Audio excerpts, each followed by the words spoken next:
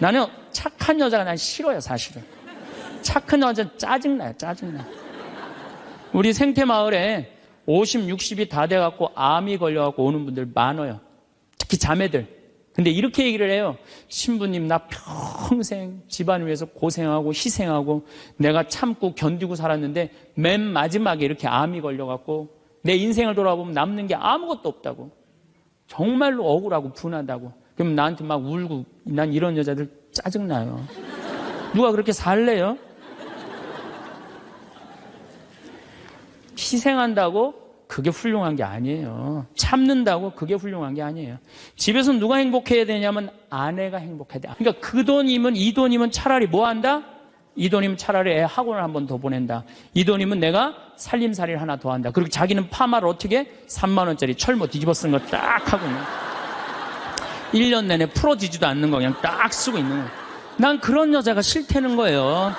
제가 평창에서 우리 생태마을에 한 100명 정도 시각장애자들이 와서 강의를 들었어요. 근데 그냥 강의를 너무 재밌게 듣는 거예요. 그래서 당신들 뭐가 그렇게 재밌느냐 그러니까 신부님, 우리는 눈에 뵈는 게 없어서 행복해야 되는 거예요. 눈에 뵈는 게 없어서. 여러분들, 우리는요, 그분들은 눈에 뵈는 게 없어서 행복하다 그러는데 우리는 왜 안 행복하냐면 너무 보는 게 많아서 불행한 거예요. BMW, 벤츠, 그 다음에 남하고 비교하는 거야. 내 자식하고 남 자식하고 비교하는 거야. 내 자식은 요것밖에 안 됐는데 남 자식은 뭐 서울대학에 무슨 뭐 변호사에 뭐 판사에 검사에 의사에 내 자식 꼬라지는 요것밖에 안 되고 그러니까 불행한 거예요. 내가 뭐 우리나라의 그 좋대는 대학, 최고의 대학 졸업한 남편을 둔 부인들 얼굴 밝은 부인들 별로 못 봐요. 하도 남편이 잘난 척을 해갖고 거기에 눌려갖고 그냥 찌그러져서 사는 여자들 많이 봐요. 그러니까 학벌 좋다고 내 자식 뭐 그냥 서울대 나왔다고 이 내 딸 결혼시키는 거 결코 지혜로운 게 아니에요. 혹시 여러분들 지금 난 안 기쁘다, 이분들 영적으로 병든 분들이에요.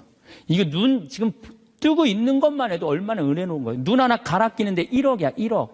2개 갈아 끼면 2억이야, 2억. 지금 나 쳐다보고 있는 분들 여기 지금 2억 깔고 지금 쳐다보고 있는 거예요. 엄청나게 부자들이 여기 앉아 있는 거 지금. 자, 여러분들 심장 하나 갈아 끼는데 5천, 간 갈아 끼는데 7천, 신장 갈아 끼는데 3천이에요. 그럼 요거 합치면 3억 5천이에요. 근데 오늘 아침에 이 중국의 사형수들 장기 매매를 한다고 그러죠? 참, 나 깜짝 놀랐어요. 이 간 하나 그 매매하는데 1억 5천이래. 신장 7천만 원. 다 따블이야 보니까. 이 공식적으로 인터넷에 나온 자료보다 훨씬 더 비싸요. 그러니까 여러분들 그걸로 따진다면 여러분들 기본적으로 지금 한 6억 지금 갖고 있는 거예요. 팔 하나 갈아 끼는데 400, 양팔 800, 양다리 1600 이거 합치면은 아니 이렇게 양다리 양팔 다 갖고 있으면서 내가 기쁘지 않다. 지금 기쁘지 않는 분은 욕심이 꽉 차서 기쁘지 않는 거예요. 돈 욕심, 자식 욕심, 명예 욕심. 이 욕심을 아직 못 채웠다고 지금 기쁘지 않고 맨날 짜증 부리고 신경질 부리는 거예요. 오늘 영상은 끝까지 보셨으면 좋겠습니다. 절대 후회가 없으실 겁니다. 황창현 신부님의 행복 특강 지금 바로 시작하겠습니다. 영상이 마음에 드신다면 구독, 좋아요, 알림 설정 부탁드립니다. 요양원에서 숨죽여 우는 74세 할머니의 사연도 함께 들으시면 좋겠습니다. 우리가 이 세상을 살면서 악마의 유혹에만 안 빠지면 세상 참 행복하게 살 수 있어요. 악마는 주로 우리 예수님한테 광야에서 했던 유혹처럼 돈에 대한 유혹, 빵에 대한 유혹, 절을 하면 권세와 영광을 준다는 이 권세와 영광에 대한 유혹, 그 다음에 하나님이 계실까 안 계실까 예루살렘 성전에서 뛰어내려 보라는 신앙의 유혹을 우린 늘 받고 살아요. 일생을 살면서. 아마 여기 계신 분들 중 그 유혹에 안 빠질 수 있는 분은 단 한 분도 없어요. 늘 빠져요. 근데 그 유혹을 극복할 수 있는 방법이 데살로니가 전서 5장 16절에 나와 있어요. 항상 기뻐하여라. 끊임없이 기도하여라. 어떤 처지에서든 감사하여라. 여러분들 어때요? 세상 사는 거 기쁘세요? 안 기쁘세요? 기뻐요? 근데 항상 기뻐요? 그게 문제예요. 성서에는 뭐라고 나왔어요? 항상 기쁘라고 그랬어요. 우리가 80평생을 산다고 보면은 일을 하는데 26년을 쓴대요. 일을 하는데 잠을 자는데 한 23년을 쓴대요. 그걸 밥 먹는데 6년을 쓴대요. 그 다음에 사람 기다리는데 6년을 쓴대요. 그리고 텔레비전 보는데 10년을 쓴대요. 근데 너무 기뻐갖고 막 웃으면서 그 기쁨을 만끽하는 거는 22시간 3분밖에 안 된대요. 80평생에. 항상 기쁜 게 아니야, 항상 기쁜 게. 근데 성서에는 항상 기쁘라고 그랬는데 우리는 22시간 3분밖에 안 기쁘단 말이에요. 여러분들 월세 살고 전세 살 때 꿈이 뭐예요? 나는 17평 아파트라도 내 이사 안 다니고 내 집 하나 가졌으면 원도 한도 없겠다. 그래갖고 정말로 열심히 돈을 모아갖고 17평짜리 아파트를 샀어.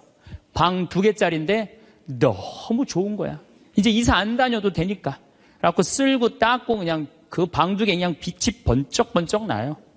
그렇게 행복하게 사는데 갑자기 친구가 참이슬 아파트 32평짜리 아파트 이사 간 친구가 나 이 32평 아파트 샀다고 집들이 한다고 오라고 그래갖고 그 집에 딱 갔는데 이런 우리 집 17평이 그 집 베란다에 들어가게 생긴 거야.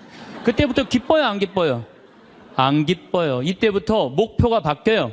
17평에서 뭘로 바뀌어요? 32평으로 바뀌어. 그래갖고 그냥 허리띠를 졸라매. 제일 만만한 게 뭐야? 교무금이야. 7만 원 내던 거 그냥 3만 원으로 딱 줄이고 열심히 그냥 한 10년을 모았어. 10년을 모았는데 모아갖고 경남 아파트 32평 샀어. 32평 사갖고 그냥 너무 행복한 거야. 근데 이 32평에는 안방에 샤워실도 있고 화장실도 있는 거예요. 온 세상을 다 얻은 것 같아. 그냥 너무 행복한데 아니 친구가 천당역 분당에 50평짜리 아파트 샀다고 초대를 하네. 거기 와보니까 우리 집 32평이 어디에 들어가게 생긴 거예요? 그 집 거실에 들어가게 생긴 거예요. 우리가 이 세상을 살면서요 욕심을 부리다 보면은요 항상 기쁘지 않아요. 세상적인 욕심은요 채워도 끝이 없어요. 그래서 바다는 채워도 사람 욕심은 못 채운다는 거예요. 여기 계신 분들 혹시 난 지금 너무 괴로워. 내가 사는 게 힘들어.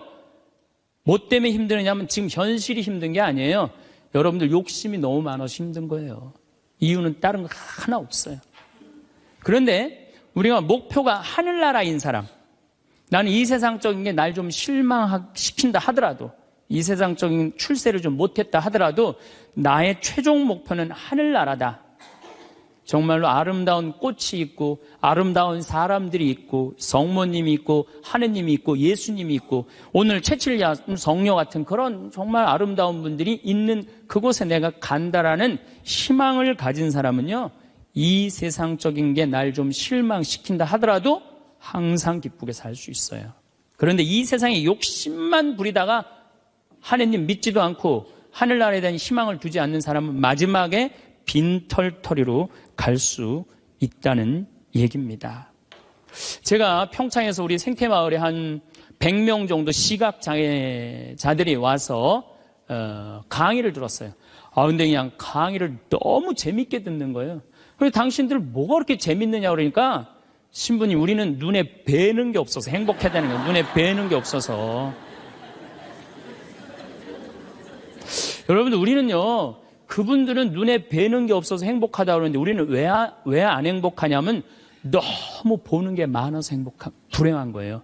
BMW, 벤츠, 그 다음에 남하고 비교하는 거야. 내 자식하고 남 자식하고 비교하는 거야. 내 자식은 요것밖에 안 됐는데 남 자식은 뭐 서울대학에 무슨 뭐 변호사에 뭐 판사에 검사에 의사에 내 자식 꼬라지는 요것밖에 안 되고 그러니까 불행한 거예요. 한국 사람들이 왜 불행한 줄 알아요? 모두 출세해야 돼. 그냥 이 세상에서 전부 다 출세. 여러분들 출세하면 행복할 것 같아요? 난 요즘 텔레비전 보면서 그 장관들 청문회 할 때 보면은 정말로 저러고 장관 되고 싶을까 그런 생각 들 때 참 많아요. 얼마나 인간적으로 모욕을 받아요. 그렇지 않겠어요? 사실 그 사람들도 나름대로 열심히 산 사람들인데 얼마나 모욕을 많이 당해요. 저는 오늘 우리 여기 신부님 왔는데 파리나무 십자가 합창단 여기 온다며요. 오늘 완전히 하루 만에 완전히 매진됐다고 그러더라고요.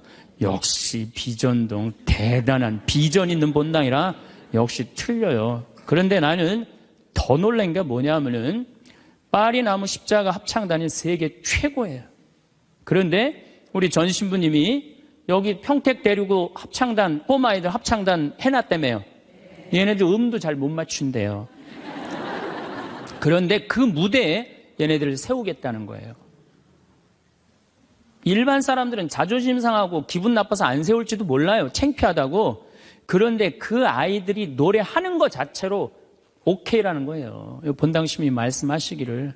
그런 정신이 중요해요. 내가 좋아하는 일 하면 되지. 꼭 출세해야 돼? 그렇지 않겠어요? 여러분들 여기 안 행복하세요? 여기 장관들 있어요? 국회의원들 있어요? 없잖아요. 그럼 우리 다 불행해야 돼요?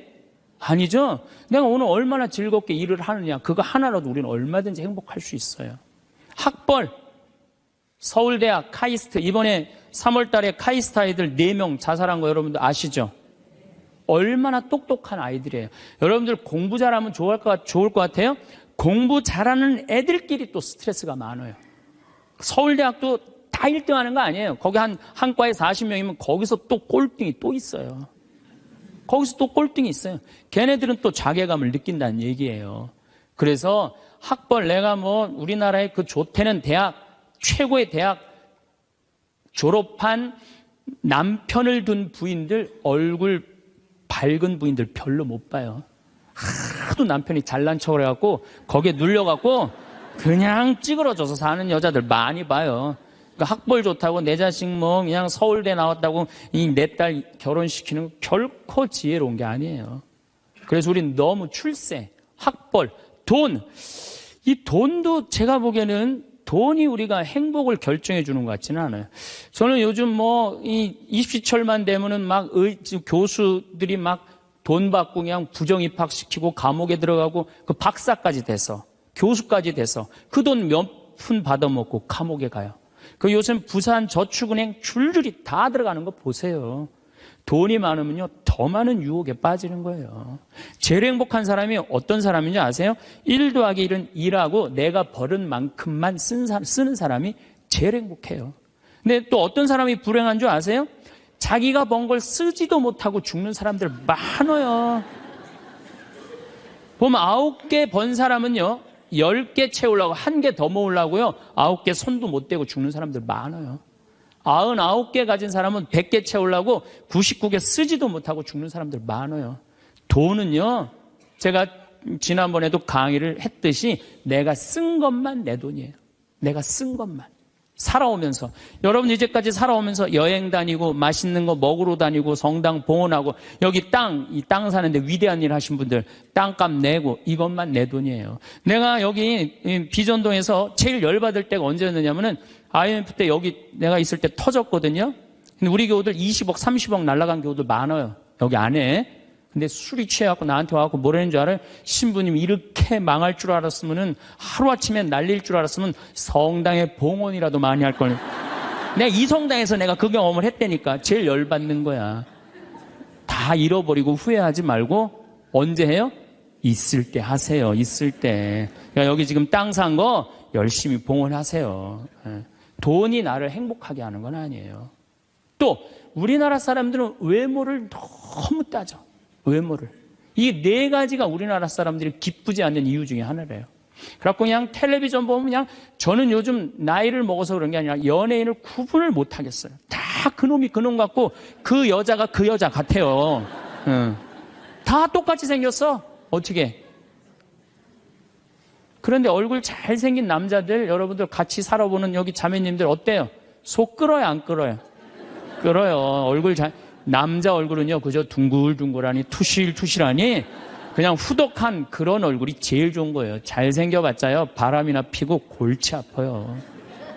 또 여자 얼굴 이쁘면은 그거 피곤해요. 이 남자 저 남자 찝쩍찝쩍 거려서. 얼굴은 그저 나같이 씹다 뱉은 수제비 같이 생긴 게 제일 좋은 거야. 제일 좋은 거예요. 우리가 이 출세, 학벌, 돈, 외모만 매달리지 않고 나 생긴 대로만 사는 사람은요, 너무 즐겁게 살아요. 우리나라 직업 행복 지수 1등이 사진작가예요. 사진작가. 사진 찍는 사람들이 제일 행복하대요. 자연 다니면서 마음껏 세상을 다 담을 수 있잖아요. 얼마나 좋아요. 그러니까 여러분들 내가 원하는 일을 지금부터 찾아서 하라는 거예요. 여러분들 쉽게 안 죽어요. 여러분들 앞으로 지금 50대신 분들 손 들어보세요. 50대신 분들 손 들어보세요. 나 50 넘었다. 여러분들 앞으로 60년 남아있어요. 60년 동안 밥 먹고 자고 밥 먹고 자고 이 일만 할 수 없어요. 내가 원하는 일 하다 죽어야 돼. 원하는 일 하다 죽어야 돼. 지금부터 그 일을 찾아 나서야지 여러분들 행복해요. 그 시각장애우들이 신부님 우리 눈에 뵈는 게 없어서 행복하다 그러더니 그분들이 우리 생태마을 앞마당에 보면 강이 내려다 보여요. 강이 내려다 보이는데 내 형제가 이 시각장애자들 눈에 열이 너무 많았고 눈을 차라리 빼버리는 장애우들이 많아요. 그래서 아예 빼는 교우들도 있어요. 근데 눈을 정말로 다 뺀 형제 넷이서 그 강을 이렇게 내려다 보면서 내려다 보는 건지 안 내려다 보는 건지 잘 몰라도 얘기를 하는 걸 내가 들었어. 야, 베드로야, 내가 우리나라 참 많이 다녀봤는데 이렇게 경치 좋은 데는 처음이라는 거예요. 그래서 내가 물어봤어요. 아니, 뭐가 그렇게 경치가 좋은지 당신이 어떻게 아느냐고. 신부님, 강물 소리 들리지 않느냐 이거야. 그 다음에 새소리 들리지 않느냐 이거야. 그 다음에 느티나무가 있는데 바람에 느티나무 흔들리는 소리 들리지 않느냐. 그 다음에 5월 달에 꽃이 만발했는데 이 꽃 향기 미친다는 거, 맑은 공기에. 아니, 눈이 없는 우리, 보이지도 않는 우리 시각 장애우들도 이렇게 경치 좋은데 처음이라는데 우리는 그냥 두 눈을 다 뜨고 이 아름다운 별도 보고 하늘도 보고 단풍도 보고 이 평택 들판도 보는데 내가 안 기쁘다. 이 사람들 어때요? 영적으로 단단히 병든 것 같지 않아요? 혹시 여러분들 지금 난 안 기쁘다. 이분들 영적으로 병든 분들이에요. 이게 눈 지금 뜨고 있는 것만 해도 얼마나 은혜 놓은 거예요. 눈 하나 갈아 끼는데 1억이야, 1억. 두 개 갈아 끼면 2억이야, 2억. 지금 나 쳐다보고 있는 분들 여기 지금 2억 깔고 지금 쳐다보고 있는 거예요. 엄청나게 부자들이 여기 앉아 있는 거 지금. 자, 여러분들 심장 하나 갈아 끼는데 5천, 간 갈아 끼는데 7천, 신장 갈아 끼는데 3천이에요. 그럼 요거 합치면 3억 5천이에요. 그런데 오늘 아침에 이 중국의 사형수들 장기 매매를 한다고 그러죠? 참, 나 깜짝 놀랐어요. 이 간 하나 매매하는데 1억 5천이래. 신장 7천만 원. 다 따블이야 보니까. 이 공식적으로 인터넷에 나온 자료보다 훨씬 더 비싸요. 그러니까 여러분들 그걸로 따진다면 여러분들 기본적으로 지금 한 6억 지금 갖고 있는 거예요. 팔 하나 갈아 끼는데 400, 양팔 800, 양다리 1600 이거 합치면은 아니 이렇게 양다리 양팔 다 갖고 있으면서 내가 기쁘지 않다. 지금 기쁘지 않는 분은 욕심이 꽉 차서 기쁘지 않는 거예요. 돈 욕심, 자식 욕심, 명예 욕심. 이 욕심을 아직 못 채웠다고 지금 기쁘지 않고 맨날 짜증 부리고 신경질 부리는 거예요. 지금 이렇게 건강한 몸으로 지금 집에서 여기 성당까지 걸어오셨다. 여러분들은 무조건 행복해야 되고 기뻐야 돼요. 여기 여기 자해원에 한번 가보세요. 여기 뇌수정에 걸린 아이들 뇌가 얼마나 큰지 몸보다 머리가 더 커요. 얘네들은 평생 일어나질 못해요. 그러니까 점점 머리가 커지다가 20살도 못 넘기고 죽어요. 평생 한번 일어나 보지도 못하는 거예요. 근데 여러분들은 지금 걸어서 두 다리로 여기까지 와서 앉아있다. 무조건 삶의 충만함, 살아있는 거에 대한 희열을 느끼셔야 돼. 난 정말로 건강하게 살아서 내가 움직이고 있구나. 근데 난 지금 얼굴에 그냥 기쁨이 하나도 없어. 이분은 뭔가 영적으로 병이 든 분이에요. 치료가 필요해, 영적으로. 그럼 어떤 사람이 기쁘냐 하면은 긍정적인 사람이 기뻐요. 부정적인 사람은 기쁘지 않아요. 세상을 삐딱하게 보는 분들은 안 기뻐요. 보면은 장사 안 돼도 대통령 탓, 고수톱 안 돼도 대통령 탓, 내가 이렇게 지질이 못 사는 것도 부모 탓, 다 남 탓하는 사람은요, 기쁠 수가 없어요. 남 욕하는 사람은 행복하지가 않다는 거예요. 그래서 항상 긍정적으로 바라야 돼. 경제학자 파레토라는 사람이 있는데 이 사람이 개미들 있죠, 개미들. 개미들이 참 부지런한 곤충이잖아요. 그래갖고 개미를 관찰을 해봤어요. 그랬더니 개미들이 100마리가 왔다 갔다 하는데 놀랍게도 먹을 걸 물고 왔다 갔다 하는 거는 20마리밖에 안 된대요. 나머지 80마리는 그냥 왔다 갔다 하는데 그냥 아무것도 안 하고.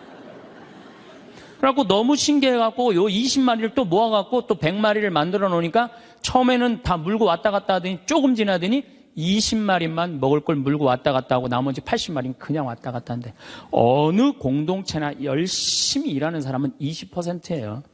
나머지 80%는 그냥 왔다 갔다 하는 거예요. 성당도 똑같아요. 성당도 보면은 성당 와서 미사해설하고 나 오늘 저녁 너무너무 맛있게 먹었는데 저녁 준비하고 뭐 성당에서 봉사하는 사람은 20%고 나머지 80%는 그냥 왔다 갔다 하는 거야. 가방 들고.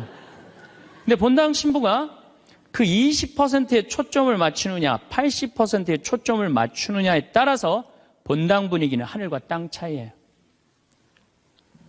80% 그냥 왔다 갔다 하는 사람 맨날 욕해. 당신들 그래갖고 천당 가겠느냐. 당신들 그렇게 살아서 예수님한테 상 받겠느냐. 맨날 욕먹어. 그러면 20% 열심한 20%가 무슨 생각을 하냐면 나는 뭐야? 난 정말 집안일도 다 뒤로 하고 하느님 일 이렇게 열심히 하는데 칭찬 한 번도 받은 적이 없어. 그럼 그 사람들 기운 빠져요. 성당 분위기 쫙 떨어지는 거예요. 그런데 그 20% 당신들 때문에 우리 성당 움직인다. 당신들은 하느님이 보내준 천사다. 정말로 고맙다. 이러면 20%가 으쌰으쌰 해갖고 신나게 움직이면은 나머지 80%도 얼떨결에 따라오는 거예요. 이게 바로 성당 분위기예요. 긍정적인 면을 강조하느냐 부정적인 면을 강조하느냐 엄청난 차이가 나요. 여러분들 남편들 100% 마음에 들어서 데리고 살아요? 한 20%만 마음에 들어도 데리고 사는 거예요. 술은 안 먹지 않느냐, 때리지는 않지 않느냐, 월급은 제때제때 갖다 주지 않느냐. 만약에 마음에 안 드는 80%만 맨날 말하면요, 그 부부는 못 살아요. 긍정적인 걸 보는 거 중요한 거예요. 내가 여기 비전동에 5년 있다가 경기도 광주 능평성당이라는 데를 갔어요. 저 개인적으로는 이 비전동이 사실은 우리 수원교구에서도 최고의 본당이라고 자부를 해요. 교우들도 정말로 착하고 말 잘 듣고.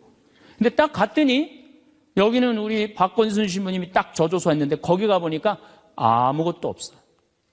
그냥 성당은 천막에다가 옆은 콘테이너에다가 바닥은 맨 흙이야. 거기 그냥 바닥에 흙에서 막 원추리 붓꽃이 막 피는 거야. 제대 꽃꽂이가 필요 없어. 알아서 펴주니까. 갔는데 분당 요한성당에서 500명을 주고 경기도 광주에서 100명을 주고 경기도 죽전성당에서 150명을 줬어요. 750명이야. 딱 갔는데 안 그래도 성당도 허접한데 아니 그 죽전에 사는 그 교우들이 우리 쪽으로 주교님이 발령을 냈단 말이에요. 이제 능평성당으로 가라고. 근데 거기서 전화가 왔어요. 교우들이. 신부님, 우리가 이제까지 죽전성당 짓느냐고 그렇게 애를 썼는데 또 신설성당으로 우리 부로 가라고 그러더니 이 말이 됩니까? 자기네들끼리 회의를 했는데 안 오기로 결정을 했대요. 자, 제가 그 안 온다는 150명하고 싸웠을 것 같아요? 안 싸웠을 것 같아요? 안 싸웠어요. 왜? 그분들 와봤자 더 골치 아파요. 더 골치 아파요. 그래서 오지 말으라고 그랬어요. 근데 나한테 600명이야.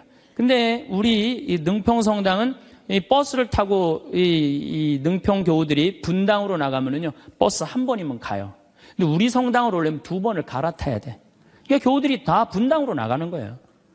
미사 참여 이제 딱 150명이 오는 거, 150명이 주일날. 내가 여기 떠날 때 주일날 여기 1700명이 왔거든요. 내가 막 떠날 때 여기가 주일날. 1700명 맨날 하다가 150명 오니까 이건 사람도 아닌 거예요. 숫자가. 너무 좋더라고요. 그래갖고 미사 딱 11시 미사 한 대. 한 대니까 미사 끝나면 맨날 돼지를 한 마리씩 잡는 거예요. 맨날 돼지를 먹는 거야. 맨날. 내가 내면 총회장이 내고 총회장이 내면 부회장이 내고 돌아가면서. 그때는 돼지가 한 마리에 15만 원밖에 안 했거든요. 그래도 내가 가정방문 다니면 막 개 키우는 집에 있으면 뭐 이런 걸 키우냐고 먹자고 그냥. 잘 아실 거예요. 내가 얼마나 좋아하는지. 그래갖고 그냥 맨날 성당 마당에서 불을 지펴놓고 맨날 먹는 거야. 그런데 놀랍게도 우리 성당 마당이 분당으로 나가면요, 마당이 보여요. 그 분당 미사 참여 나가는 교우들이 맨날 성당 마당에서 그냥 불이 지글지글 일어난단 말이야. 저게 뭔가 하고 교우들이 자꾸 하나 둘씩 오기 시작하는 거야. 점점 교우들이 느는 거예요. 근데 이 1년이 지났는데 죽전에서 안 오겠다는 교우들이 전화가 왔어요. 자기네들이 회의를 했는데 오기로 결정을 했대요.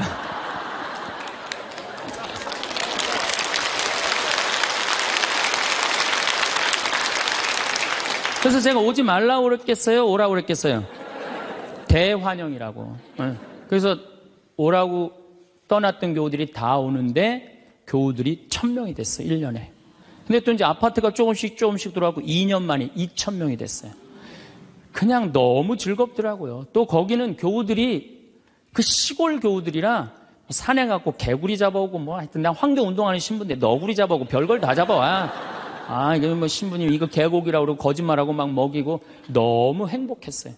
그 예수 부활 대축일 끝나고 사순절 끝나고 예수 부활 대축일 미사 끝나고 난 다음에 숫자가 조금이니까 엠마오를 가도 회장단하고 안 가고 본당 교우들 다 가자. 우리 그땐 또 IMF 망해갖고 노는 사람이 너무 많았어요. 다 가자니까 너무너무 좋아하는 거야. 내가 애들한테 물어봤어요. 초등학교, 중고등학교 애들한테 야, 니네들 지금 학교 가는 게 중요하냐? 예수님 부활해갖고 지금 우리 엠마오 가는데 엠마오 가는 게 중요하냐? 그랬더니 애들이 엠마오 가는 게 중요하다는 거예요. 야외 학습 신청해. 그래갖고 엠마오 100명씩 데리고 평창에 놀러 가고. 너무너무 즐거운 거예요. 점점 즐거운 거. 교우들이 3년째 됐는데 성당을 자꾸 짓재는 거예요. 이제 교우가 2000명으로 늘어나니까. 나는 안 짓는다. 얼마나 아름다우냐. 그냥 땅바닥에서 그냥 원추리 붓고 피고 그러는데. 아니, 짓재는 거예요. 그럼 저 보자. 그래갖고 3년 9월에 시작해갖고 4년 부활절 입당을 했어요. 7개월 만에 성당을 줬어요. 7개월 만에. 우리 교우들이 봉헌식 하는 날, 또 봉헌식 하는 날도 내가 초등학교 애들한테 물어봤어요. 얘들아, 지금 하느님 집이 젖었는데 학교가 중요하냐? 성당 봉헌하는 게 중요하냐? 성당 봉헌하는 게 중요하대요. 그래서 니네들 오후 2시에 봉헌시니까 오전에 학교 갔다가 조퇴 다 하고 와라. 애들이 조퇴하고 100명이 왔어, 100명이. 수요일 날 봉헌식을 했는데. 그냥 교우들이 그래, 우리가 언제 이렇게 성당을 줘서 봉헌을 했느냐고. 나는 사목 목표가 고객 만족이 아니라 고객 기절이에요. 교우들이 기절할 때까지 나는 한다. 그래서 여러분들 여기 어른들 바닷가 갔던 거 생각나요? 700명? 가성이 한 3박 4일 동안 기절하면서 놀았잖아요. 근데 그때도 내가 이루지 못한 일을 여러분들이 올해 우리 전 신부님이랑 저 앞에 땅 사신 거 너무 대단한 거예요. 기쁨은요, 모든 일이 일어나는 거예요. 그러니까 교우들이 기절한 상태에서 너무 행복하니까 자기 주머니에서 돈 나가는지도 모르고 막 내는 거예요. 깨보니까 성당이 젖은 거예요. 깨보니까. 기쁨은요, 모든 일이 이루어져요. 분열이 있고 미움이 있고 징후가 있는 데는요, 아무 일도 안 일어나지만은 기쁨이 있는 데는요, 기적이 일어나게 돼 있는 거예요. 그래서 여러분들 우리가 기쁘게 사는 거는 아주 중요해요. 기쁘게. 그 어떤 사람이 기쁘냐? 긍정적인 사람이 기뻐요. 긍정적인 사람이. 성모님은 긍정적이셨을까요? 착했을까요? 성모님 100번 긍정적이에요. 처녀한테 천사가 나타났어. 마리아, 너 아이를 가질 것이다. 저는 처녀인데요. 아마 착한 여자였다면 이렇게 얘기했을 거예요. 아니, 난 너무 지금 요셉이랑 약혼한 상태라 나는 요셉한테 미안해서 애 갖고 난 절대 결혼 못한다. 난 순수하고 깨끗하게 요셉한테 시집 가고 싶다. 그리고 우리 어머니 아버지 쓰러진다. 아니, 그리고 왜 처녀한테 와서 그러냐. 애 한 둘 셋 논데 가서 얘기해봐라. 분명히 그랬을 거예요. 근데 성모님은 굉장히 긍정적이셨어요. 당신을 통해서 인류의 구세주가 탄생한다 그러니까 이 몸은 주님의 종입니다. 그대로 저에게 이루어지기를 바랍니다. 한번 해보자는 거예요. 얼마나 적극적이고 긍정적이에요. 이렇게 적극적이고 긍정적이셨기 때문에 인류 구세주의 어머니가 된 거예요. 그래서 나는 긍정적인 여자가 좋지 난 착한 여자는 좋아하지 않아요. 나는 착한 여자가 난 싫어요, 사실은. 착한 여자 짜증나요, 짜증나. 우리 생태마을에 50, 60이 다 돼갖고 암이 걸려갖고 오는 분들 많아요. 특히 자매들. 근데 이렇게 얘기를 해요. 신부님, 나 평생 집안 위해서 고생하고 희생하고 내가 참고 견디고 살았는데 맨 마지막에 이렇게 암이 걸려갖고 내 인생을 돌아보면 남는 게 아무것도 없다고. 정말로 억울하고 분하다고. 그럼 나한테 막 울고, 난 이런 여자들 짜증나요. 누가 그렇게 살래요? 집에서는 엄마가 행복해야 돼. 집에서는 엄마가 행복해야 돼요. 무슨 얘기냐면은, 나 지금 남편이 맨날 바람 펴. 남편이 맨날 빚졌어. 시어머니 모시는 거 너무너무 지겨워. 그래갖고 맨날 머리 하얀 거 딱 띄고 그냥 맨날 누워있어. 그래갖고 애가 그냥 학교 끝나고 엄마 나 학교 다녀왔어. 그냥 저 집 식구만 보면 신경질 나는데 애까지 학교 다녀왔고 그래서 나보고 어쩌라고. 이러는 엄마는요, 애들이요 집을 겉돌기 시작해요. 겉돌기 시작해. 엄마가 행복하지 않는 집 애들은요 집 밖을 나가 떠돌아다니게 돼 있는 거예요. 맨날 지겨워 죽겠다. 입만 열면은 죽었으면 좋겠다. 이렇게 말하는 엄마 있는 집의 자녀들은요 집에 안 들어가요. 집에 들어가면 맨날 엄마가 입에서 나오는 소리가 죽었으면 좋겠다, 지겨워 죽겠다, 내 팔자야 이러면은요 애들은 겉돌기 시작하는 거예요. 그러면 겉돌아갖고 나가갖고 떠돌아다녀서 3년을 떠돌아다니면요 진짜 골치 아픈 애가 돼서 돌아와요. 근데 엄마가 너무너무 기뻐. 엄마는 학교 다녀왔어. 우리 아들, 딸 수고했어. 공부하느냐고 얼마나 힘들었어. 엄마가 맛있는 간식 사놨거든, 만들어놨거든. 딱 안아주면은요 애는 간식 먹으면서 집에서 행복하게 살 수 있어요. 집에서는 누가 행복해야 돼? 엄마가 행복해야 돼. 그러니까 여기 계신 분들, 내가 행복한 게 결국은 누가 행복한 거야? 자식이 행복한 거예요. 그러니까 누구한테 잘해줘야 돼? 엄마한테, 본인한테 잘해줘야 돼요. 희생한다고 그게 훌륭한 게 아니에요. 참는다고 그게 훌륭한 게 아니에요. 집에서는 누가 행복해야 되냐면 아내가 행복해야 돼, 아내가.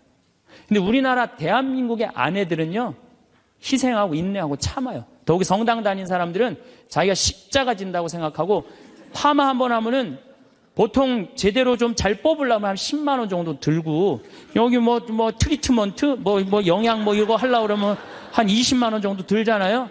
그러니까 그 돈이면, 이 돈이면 차라리 뭐 한다? 이 돈이면 차라리 애 학원을 한 번 더 보낸다. 이 돈이면 내가 살림살이를 하나 더 한다. 그리고 자기는 파마를 어떻게 해? 3만 원짜리 철모 뒤집어 쓴 거 딱 하고 1년 내내 풀어지지도 않는 거 그냥 딱 쓰고 있는 거예요. 난 그런 여자가 싫다는 거예요. 그런 여자가. 그래갖고 이제 아침에 이제 남편이 출근할 때 보면 막 또 그게 또 부풀러갖고 사자 머리 풀어헤쳐놓은 것처럼 막 이러고 눈 이상하게 또 여보 다녀와. 다녀오게 하고 난 다음에 다녀오라고 그러죠. 허벅지 뜯어진 치마도 좀 입고 가슴 파인 것도 입고 향수도 딱 뿌리고 머리도 딱 한쪽으로 딱 묶고 예쁘게 하고 여보 다녀와. 그래야지 남편이 야, 나 이쁜 마누라 이거 위해서 내 다녀와야 돼 이런 생각이 들지. 그냥 머리는 뭐 그냥 이래고 그냥 잠도 그냥 개슴치레하고 다녀오라고 그러면. 근데 또 대한민국 남자들은 착해요. 또 다녀오랜다고 저녁에 여보 나 다녀왔어. 근데 아직도 사자머리를 하고 그냥. 여러분들, 우리 평창에 읍내에 룸사롱이 있어요. 근데 룸사롱이 있는데 내가 오후 2시에 목욕을 갈 때가 있어요. 근데 우리 평창 목욕탕이 읍내에도 있지만 이 동네에 떨어진 목욕탕이 하나 있어요. 근데 그 목욕탕에서는 봉고를 운영을 해요. 시골 사람들 42개 리가 있거든요. 그러니까 시골 사람들이 목욕하려고 그러면 전화하면 봉고 가서 데리고 와요. 근데 거기 아가씨들도 전화하면 우리 그 목욕탕이 봉고를 가지고 데리고 와요. 내가 목욕 2시에 갈 때 그 아가씨들이 같이 봉고를 타고 들어올 때가 있어요. 내릴 때 보면은요 정말로 저런 여자들하고 무슨 술 맛이 나갖고 술을 먹을까 이런 생각이 들어요. 하여튼 밤새 술 먹고 그래서 겨우 이제 정신 차리고 나오니까 이상하잖아요. 나도 이제 목욕탕 들어오고 그 아가씨들도 목욕탕 들어가. 그런데 목욕이 끝나고 그 아가씨들이 꾸미고 나오면요 들어갔던 아가씨들이 아니에요. 얼마나 예쁜지요. 술이 확 땡긴다니까 그 아가씨들 보면은. 여기 계신 여러분들도 본인한테 조금만 투자하면은, 본인을 조금만 가꾸면은 참 예쁠 거예요. 근데 자기 무슨 군인이야? 철모 딱 쓰고 옷도 1년 내내 그냥. 지금도 내가 분명히 여기 방송 촬영한다고 그랬는데 다 까만 옷 입고 왔어. 좀 이쁜 옷 좀 입고 오라고 그랬더니 그 누가 이 보면은 좋겠어요. 결코 그게 잘하는 게 아니에요. 자기한테 투자하는 게 누구를 기쁘게 해주는 거냐면 자식하고 남편을 기쁘게 해주는 거야. 내가 결혼 20년이 됐어. 내가 자식 생일 차려주고 남편 생일 차려주고 시부모 생일 다 차려줬어. 근데 정작 내 생일이라고 뻑적지게 차려놓기가 좀 그렇잖아요. 그렇죠, 여러분들? 우리 자매님도 그러시죠?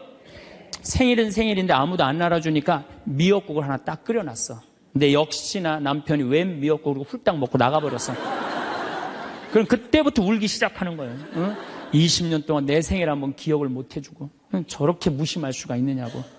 혹시 저녁에 내 생일 기억해 줄까? 저녁에 그날따라 술이 떡이 돼갖고 들어왔어. 그럼 이제 나한테 와갖고 이제 신세한탄을 하는 거예요. 신부님, 나는 내가 결혼한 지 20년이 돼갖고 정말로 먹고 싶은 거, 쓰고 싶은 거, 입고 싶은 거 안 하고 내 자식들 저렇게 키우고 살림살이 이렇게 했는데 20년 동안 내 생일 한 번도 기억해 주지 않는다고. 난 정말로 너무 불행하고 슬프다고. 그리고 막 나한테 와서 우는 여자들, 난 그런 여자들이 싫어요. 자, 내가 생일이야.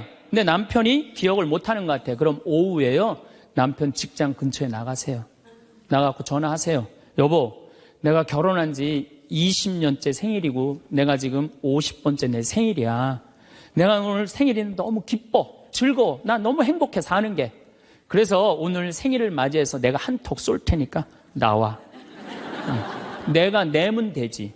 그걸 그냥 기억해 줄래나 안 해줄래나. 역시 올해도 안 해주는구나. 그리고 울고 그냥 청승을 떨어요. 난 그런 여자가 싫다니까요. 내가 내면 될 거 아니에요. 그렇죠? 내가 멋있게 내면 될 거 아니에요. 무슨 돈으로 애 휴학시키고 학교 무슨 학교야. 엄마 생일도 모르는 놈 대학 보내서 뭐해요. 그렇지 않겠어요? 결혼 25주년이 됐어.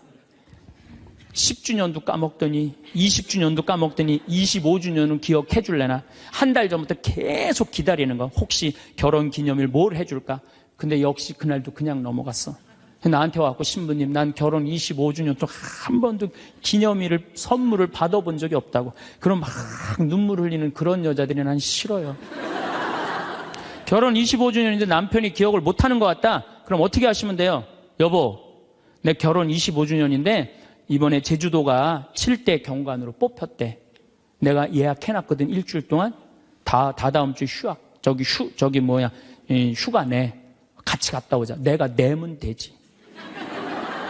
내가 내면 되지 않겠어요? 근데 자기를 위해서 투자하는 걸 나쁘다고 생각해요. 그리고 20년 동안 인상을 쓰고 사는 거예요. 그리고 그 집을 전부 어둡게 만드는 거예요. 집에서 누가 행복해야 돼? 아내가 행복해야 돼. 아내가 행복해야 돼요. 집에서 누가 행복해야 되냐면은 며느리가 행복해야 돼. 며느리가 스트레스를 받고 남편한테 스트레스를 받고 자식한테 스트레스를 받으면요, 시부모는요 더 미치는 거예요. 뭐가 기쁘다고 시어머니를 모시겠어요. 그러니까 여기 있는 우리 형제님들, 내가 남은 인생 이게 참 안 죽는 게 문제예요. 옛날에는요, 평균 연령 46세 때는요, 조금 못 살아도, 남편이 속색여도, 시부모가 힘들게 해도 다 참고 살았어요. 왜 참고 살았는지 아세요? 몇 년만 참으면 죽을 거니까. 몇 년만 참으면 죽을 거니까 다 참고 살았어요. 요즘은 참고 살아도 50부터 110살까지 60년을 어떻게 참고 살아요. 뭔가 긍정적인 문제를 해결을 하고 행복하게 살아가야죠. 그러니까 집에서는 누가 행복해야 되냐면 며느리가 행복해야 돼.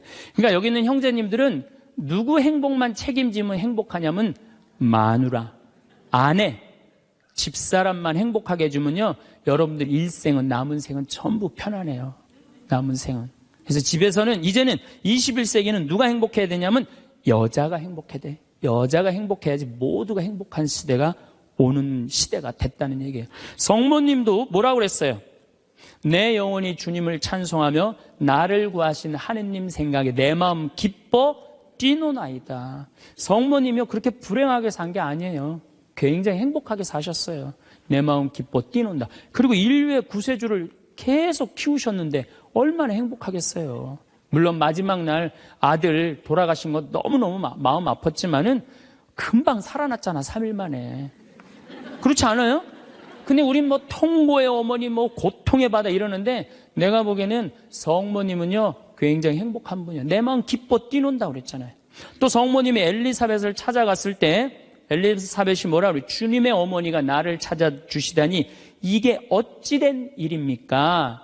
내 태중에 있는 이 아기도 기뻐서 뛰놀았다 그래. 세례자 요한도 성모님의 어머니가 오니까 이게 얼마나 생동감 있는 찬양이에요. 성서에는 슬픈 것만 있는 게 아니라는 거예요. 기쁨이 너무 많다는 거예요. 결정적으로 우리가 예수님을 십자가상의 예수님만 생각하는데 그렇지 않다는 거예요. 요한복음 13장에 보면 예수님이 제자들의 발을 씻어줘요. 발을 씻어주고 난 다음에 마지막 유언을 해요. 뭐라고 유언을 하냐면은 나는 포도나무요 너희는 가지로다. 너희들이 정말로 내 옆에 붙어 있으면은 많은 열매를 맺을 것이다. 내 곁에 떠나지 말아라. 나하고 하나가 됐으면 좋겠다. 그리고 제자들을 향해서 뭐라 그래요? 아버지, 이 사람들이 하나 되게 해주십시오. 아버지와 내가 하나이듯이 이 사람들도 하나 되게 해주십시오. 그리고 나는 간다. 내가 가야만이 누가 오신다? 성령께서 오신다. 너 성령께서 오시면 너희들은 물어볼 게 아무것도 없다. 그리고 맨 마지막에 이런 말씀을 하세요. 내가 이 말을 너에게 하는 이유는 내 기쁨이 너희 안에 흘러 넘치게 하려는 것이다. 자, 예수님이 제자들의 발을 씻어줬어요. 최후의 만찬을 했어요. 그리고 마지막 유언을 했어요. 유언 맨 끝에 뭐라고 그랬냐면 내가 이 말을 하는 이유는 내 기쁨이 너희 안에 흘러 넘치려는 것이다. 지금은 고통의 시간이 다가오지만은 나중에 마지막 날에 하늘나라의 문이 열리면 너희들은 물어볼 것도 아무것도 없고 그 하늘나라를 얻었다는 기쁨에 너희들 가슴이 터질 것이다. 그러니까 여러분들 내가 구원받았다는 확신이 있는 사람들은요, 이 세상 힘들어도 이 세상이 좀 나를 실망시킨다 하더라도 내가 마지막에 하느님 아버지 집에 간다라는 확신이 있다면은 어떨 것 같아요? 항상 기쁠 수 있어요. 항상 기쁠 수 있어요. 근데 여러분들이 지금 어디에 욕심이 꽉 차 있느냐면은 이 세상에 욕심이 꽉 차 있는 거예요. 그렇기 때문에 여러분들이 참 신앙인이 못 되는 거예요. 신앙의 기본은 기쁨이다. 그래서 사도 바오로가 저는 항상 기뻐하여라. 이 말 굉장히 심오한 얘기 같아요. 그러고 난 다음에 끊임없이 기도하여라. 이거 아주 또 중요한 얘기죠. 여러분들 어떠세요? 우리 천주교 교우들 기도 참 열심히 해요. 근데 무슨 기도를 열심히 하느냐면 간구 기도를 너무 열심히 해. 이 미사 지향을 내가 우리 생태마을에 뭐 피성 참 1년 내내 많이 와요. 구역장님, 반장님들, 뭐 노인대학, 레지오, 뭐 별 개인 프레스티움, 별 단체가 다 와요. 정말 열심한 사람들이 우리 생태마을에 오세요. 근데 미사 지향을 보면은요, 기가 막혀요. 전부 뭐냐면은 대학 입시 합격해달라는 거. 그 다음에 딸 결혼시켜달라는 거. 그 다음에 딸 애 생기게 해달라는 거. 임용고시 합격하게 해달라는 거. 그 다음에 전세 나가게 해달라는 거. 월세 나가게 해달라는 거. 지금 분쟁이 걸려있는데 분쟁 잘 되게 해달라는 거. 이런 게 미사 지향이에요. 여러분 진정한 미사 지향은 내 영혼의 구원을 위해서. 오늘 나를 위해서 미사 넣으신 우리 교우가 한 분인데 난 너무너무 고마워요. 나를 위해서 미사를 넣어야 돼요. 근데 우린 너무너무 간구 기도가 많아. 간구 기도를 자꾸 하느님께 드리다 보면은 내가 신앙이라는 건 내가 하느님의 뜻을 실천하려고 신앙생활하는 거예요. 근데 간구 기도를 자꾸 하다 보면은 나중에 보면 하느님이 내 뜻을 실천하고 있어. 하느님이. 그러니까 내가 하느님의 종이 아니라 누가 내 종이 돼 있어? 하느님이 내 종이 돼 있는 경우가 너무 많아. 하느님 내 종이 돼 있는 경우가. 그 신앙이 올바르지 않아요. 여러분들 자녀들이 30살까지 키워놨어. 그랬더니 자녀가 와갖고 어머니 아버지 나 이렇게 30살까지 키워주셔서 너무 감사합니다. 차를 좀 그랜저로 바꿔드릴까요? 핸드폰을 좀 좋은 걸로 큰 걸로 바꿔드릴까요? 텔레비전 LED로 바꿔드릴까요? 집을 천당역 분당으로 옮겨드릴까요? 이런 자식은 토요일날 온다면 기다려져요? 안 기다려져요? 기다려지죠? 근데 올 때마다 엄마 나 이번에 우리 애가 대학 들어가는데 엄마 학비 좀 대줘. 거기 땅 있잖아. 그거 팔아갖고 학비 좀 손자 학비 좀 대줘. 엄마 나 차 좀 바꿔줘. 엄마 나 집 좀 강남으로 가게 좀 돈 좀 줘. 맨날 올 때마다 징징거리면서 달라고 그러는 자식. 엄마 나 토요일 날 집에 갈게. 그러면 무서워요, 안 무서워요? 무섭죠? 하느님도 똑같아요. 이렇게 하면 눈 두 개, 콧구멍 두 개 그냥 다 주셨는데 여러분들이 묵주기도 9일기도 책 딱 펼치고 묵주 딱 붙잡으면요. 하느님이 깜짝 놀라는 거야. 이번 때 뭘 달라고 저게 또 9일기도 시작하나. 그렇게 많이 줬는데 헌금이나 많이 하면서 달라면 내가 이해를 해. 여러분들 1,000원짜리하고 10,000원짜리가 길 가다가 만났대요. 1,000원짜리가 10,000원짜리한테 물어봤대요. 너 요즘 어떻게 지내느냐? 그랬더니 10,000원짜리가 나 요즘 너무 바쁘다고. 한국 시리즈 야구 구경도 가야 되고 연극도 보러 가야 되고 갈비도 먹으러 다녀야 되고 여행도 다녀야 되고 교회도 다녀야 되고 너무 바쁘다고. 이 파리 나무 십자가 공연도 보러 가야 되고 너무 바쁘다고. 그러니까 10,000원짜리가 또 예의상 1,000원짜리한테 물어봤어요. 그러는 너는 어떻게 지내느냐? 그랬더니 1,000원짜리 하는 말이 나는 사는 게 하나도 재미가 없어. 그날이 그날 같고 매일 똑같아. 뭐가 그렇게 그날이 그날 같은데? 그랬더니 1,000원짜리가 하는 말이 나는 하는 일이라고는 성당 다니고 또 성당 다니고 성당만 다녀 그러더래요. 아니 하느님한테 헌금이나 많이 하면서 시키면 내가 이해를 해. 딸랑 1,000원 주면서 뭐 이렇게 부탁하는 게 많아요. 미사 예물도 그래. 내가 보면은 이렇게 10,000원짜리 미사 예물 넣고 막 10명씩 쓰는 사람들 많아요. 그 한 사람당 1,000원이야, 한 1,000원. 내 얘기가 아니야. 내 동창 신부 얘기예요. 내 동창 신부님 얘기, 송영호 뻘건이 신부님 얘기예요. 나 좋은 거 배웠어요. 그 신부님한테. 아니, 하느님한테 미사 예물을 내면서 1,000원을 내면서 10,000원을 내면서 10명을 쓰면 어떻게 해. 그러니까 하느님이 1,000원 받고 너무 바빠요. 자꾸 간구 기도를 하다 보면 하느님을 시험하게 돼요. 자꾸 간구 기도를 하다 보면. 하느님은요, 감사 기도, 찬양 기도를 드릴 때요, 여러분들, 하느님께 뜨거운 마음이 생기는 거예요. 내 청춘 다 바쳐 자식 농사 지었는데 자식들은 명절에도 얼굴 한 번 안 내밀더이다. 허망하고 외롭기 짝이 없는데 내 신세 무엇으로 달래줄까? 이런 생각이 들 때가 없으신가요? 부모는 자식을 위해서라면 물불 가리지 않습니다. 자식들을 장성시킨 것도 모자라서 결혼 비용에 사업 자금에 손주까지 돌봅니다. 하지만 자식 잘 키워 호강을 바란 적도 없건만 이 거친 세상 손발 닳도록 살아내며 키웠건만 자식들은 명절에 얼굴 한 번 보기 힘듭니다. 그렇게 자식의 평생을 헌신한 대가는 초라하고 외롭기 그지없는 나의 노년입니다. 여기 치매로 요양원에 입소한 한 할머니도 마찬가지였습니다.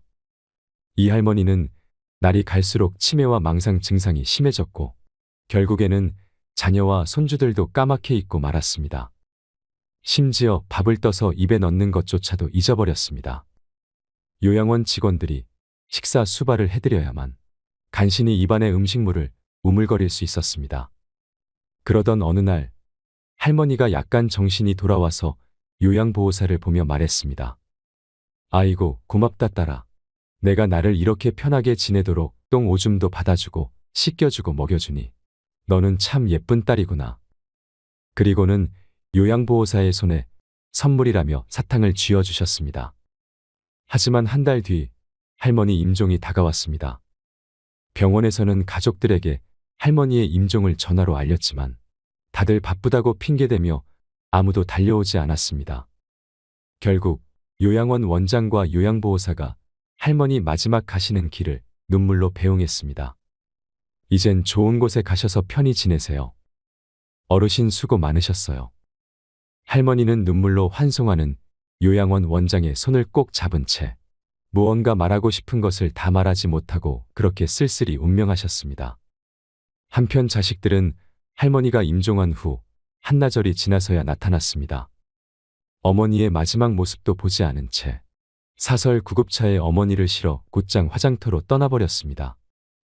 요양원에 남겨진 할머니의 옷 몇 벌은 모두 쓰레기 봉지에 담아서 버려달라고 부탁하고 떠났습니다. 요양원 원장은 그렇게 할머니의 유품을 정리하다가 작은 수첩을 발견했습니다. 그 수첩을 펼쳐보니 할머니가 요양원에 입소하기 전 할머니가 비교적 의식이 뚜렷할 때 틈틈이 적어둔 메모가 적혀 있었습니다.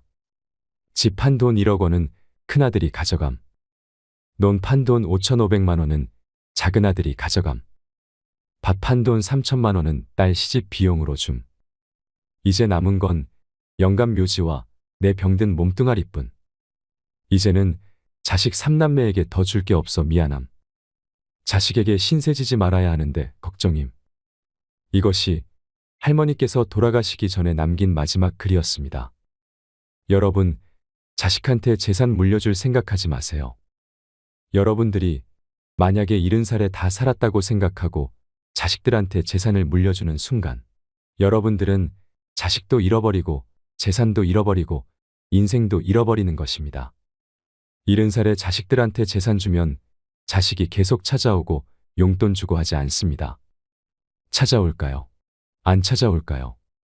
용돈도 안 주고 바쁘다는 핑계로 찾아오지도 않는 경우가 참 많습니다. 그래서 10월 2일 날 노인의 날에 무슨 법이 발효가 됐냐면 불효자 방지법이 발의가 됐습니다. 불효자 방지법을 들어보셨나요? 불효자 방지법이 뭐냐면 내가 재산 주고 다 줬는데 집도 줬는데 자식이 용돈도 안 주고 찾아오지도 않으면 내가 준 재산, 내가 준 집을 다시 찾아올 수 있는 법입니다. 너 나한테 용돈도 안 주고 나 책임도 안 지니까 원래 내 재산이니까 내가 다시 갖고 올게 하는 겁니다. 그런데 70살이 넘어서 법원에 다시 준 재산 찾아오겠다고 법원에 소송을 걸 수 있는 할머니들이 몇 명이나 될까요? 그냥 참고 사는 겁니다.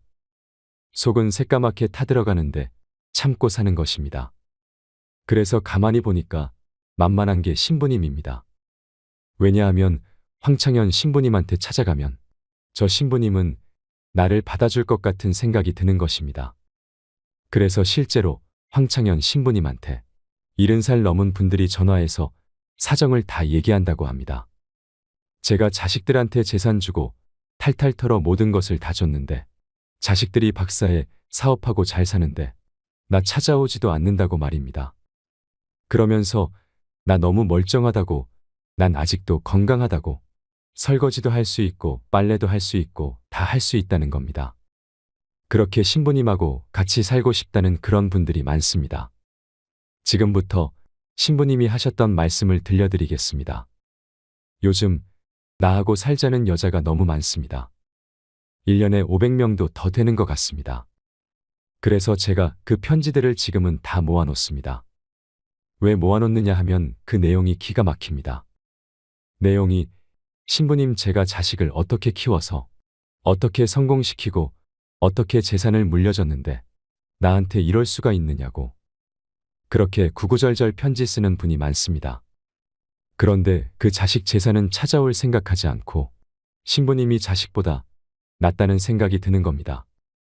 나하고 살자고, 나하고 살자고 그렇게 얘기를 하십니다. 하루는 제가 전화를 받았는데 85살 된 할머니였습니다. 85살 됐는데 70살의 아들이 그러더래요. 어머니, 나 이제 어머니 어차피 모셔야 되고 어머니도 이제 나하고 같이 살아야 되지 않느냐. 그러니까 나한테 5천만 원 있고 어머니 3억 있는데 그 돈 나한테 주면 내가 아파트 분양 받아서 어머니 모시고 살겠다고. 자기는 5천만 원 투자하고 엄마는 3억 투자하고 자기가 모시고 살겠다고 자기가 들어가서 사는 건데 말은 자기가 모시고 산다고 말하더랍니다. 근데 이 할머니가 이런 생각이 들었답니다. 내가 살면 얼마나 사나. 아들이 아파트 얻겠다는데. 그래서 그 3억을 주고 들어가서 살기 시작했대요. 여러분들, 나이를 먹어서 자식이 내 집에 들어와서 사는 거랑 내가 자식 집에 들어가서 사는 건 하늘과 땅 차이입니다. 만약에 자식이 들어와서 사는데 마음에 안 들잖아요. 나가라고 그러면 됩니다. 근데 만약에 내가 자식하고 같이 살겠다고 합쳤는데 자식이 너무 마음에 안 들어. 며느리가 너무 마음에 안 들어. 그리고 대개 80된 분들은 며느리가 몇 살쯤 되냐면 60살쯤 됩니다. 60살쯤 되는 며느리는 눈에 뵈는 게 없는 사람들입니다. 그럼 누가 나가야 될까요? 80살짜리가 짐 싸들고 나가야 됩니다. 80살짜리가 나가야 돼요. 이게 현실입니다. 제가 며칠 전에도 들은 얘기입니다. 6억을 들고 할머니가 아들 집으로 들어갔대요. 6억을 들고 들어가든 60억을 들고 들어가든 그건 아무 상관이 없습니다. 자식 집에 들어가서 사느냐 안 사느냐 그게 중요한 거예요. 그런데 6억을 들고 들어갔는데 냉장고에 있는 사과도 마음대로 못 먹겠더라는 겁니다. 왜냐하면 이거 혹시 며느리가 손자 주려고 갖다 놓은 거 아닌가 싶더라는 거죠. 그래서 전화를 했대요. 얘야, 나 이거 먹어도 되느냐고. 왜 그러고 사느냐 이거예요. 그냥 혼자 편안하게 6억짜리면 3억짜리 아파트 가고 3억은 은행에다 넣어놓고 한 달에 100만 원만 써도 30년을 먹고 살 수 있는데 왜 그렇게 사느냐 이거예요. 그리고 이제 여러분들의 인생의 주인공은 누구냐면 여러분들입니다. 자식이 여러분들에게 효도할 수 없습니다. 이제는 효도는 할 수 없는 세상이에요. 제가 아주 단언을 합니다. 여러분, 효도는 할 수도 없고 받아 먹을 수도 없는 세상이에요. 여러분들 110살까지 산다고 생각을 해보세요. 110살 먹은 엄마가 90살 먹은 아들한테 전화해서 얘야, 너 왜 나 요즘 안 찾아와 그러면은 90살 먹은 아들이 당황스럽지 않을까요? 엄마가 아직도 안 죽은 건가? 죽었는지 안 죽었는지 헷갈리는데 가끔씩 엄마가 전화해서 너 왜 나 안 찾아오냐 물으면 90살 먹은 아들이 당황스러울까요? 안 당황스러울까요? 당황합니다. 90살 된 아들은 엄마가 살았는지 죽었는지도 모릅니다. 여러분 중에 80세, 90세 된 어머니가 계신다면 하루에 몇 번 생각하시나요? 떨어져 살면 일주일에 한 번도 생각 안 할 때도 많을 겁니다. 일주일에 한 번도 말이죠. 근데 엄마는 오로지 자식만 생각하는 겁니다. 왜냐면 자기 인생을 살 줄 몰라서 그러는 것입니다.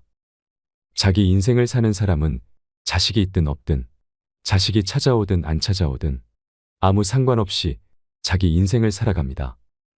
근데 자기의 삶이 없는 사람은 오로지 자식만 쳐다보고 110살 때도 90살 먹은 아들한테 너 왜 나 안 찾아와?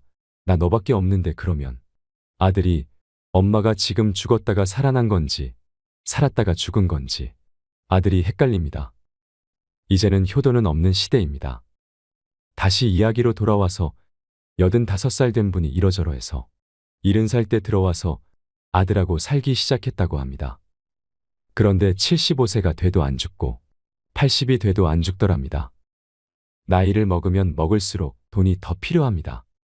그래서 83살에 아들한테 500만 원만 달라고 했대요.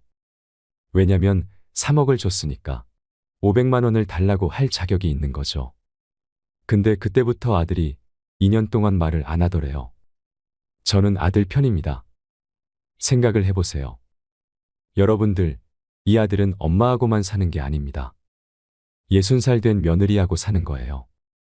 며느리가 맨날 뭐라고 그럴 것 같나요? 나 시어머니하고 사는 거 지겨워. 당신이 택해, 엄마야 나야. 그래도 모시고 살아야지 어떡해. 어머니 보고 어딜 나가라고 그러냐고.